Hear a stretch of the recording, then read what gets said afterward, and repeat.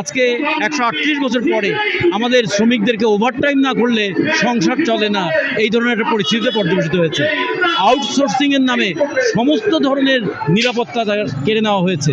Electronic media, print media, gig worker, platform economy, ride share, এই সমস্ত যে সমস্ত নতুন নতুন কাজের ক্ষেত্র হয়েছে, কোথাও 8 ঘন্টা কর্মদিবসটাকে মেনে চলা হয় না। তার মানে মুনাফাকে বাড়িয়ে তোলার জন্য সমস্ত পদক্ষেপ নেওয়া হচ্ছে বলে শ্রমিকদের অধিকার কমিয়ে রাখার সব রকমের আয়োজন আমরা দেখছি। করণীয় কি? এর প্রধান করণীয় শ্রমিকরা মে দিবসের আন্দোলনে দেখিয়েছিল ঐক্যবদ্ধ হওয়া, প্রতিরোধ গড়ে তোলা। দয়া বা করুণা ভিক্ষা করে শ্রমিকের অধিকার প্রতিষ্ঠিত হয় নাই, ফলে আন্দোলনের পথেই নিরাপত্তালের যতটুকু অধিকারটা অর্জিত হয়েছে।